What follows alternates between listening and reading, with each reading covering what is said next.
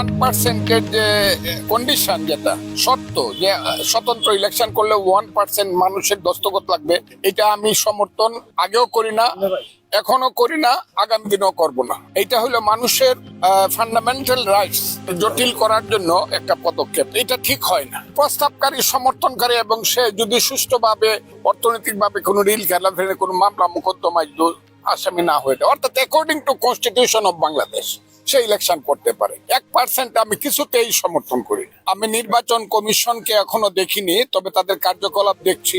আমার কাছে মনে হয়েছে তারা একটা সুষ্ঠু নির্বাচন করার চেষ্টা করছেন। আর আজকে যা দেখলাম এটা খুব স্মার্ট মনে হয়েছে। স্মার্টলি তারা আগেই সবকিছু করে রেখেছেন তাদের মতো করে, এবং তাদের সিদ্ধান্ত তারা জানিয়ে দিয়েছে। এটা আমার কাছে ভালো লেগেছে।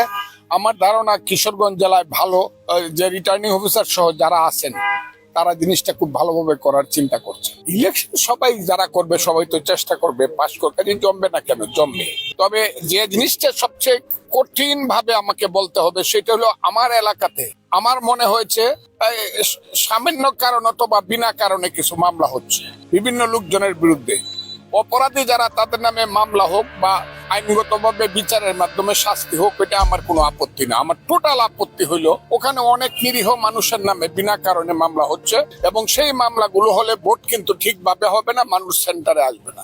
একজনের একটা গ্রামে আসামি করলে পরে 100 জন গিয়া বিলের মধ্যে রাত্রে ঘুমায়, কাজে এটা কোনো ভোট হবে না। আমি এটা প্রশাসনের দৃষ্টি এবং নির্বাচন সাংঘাতিক ভাবে আমি আকর্ষণ করছি।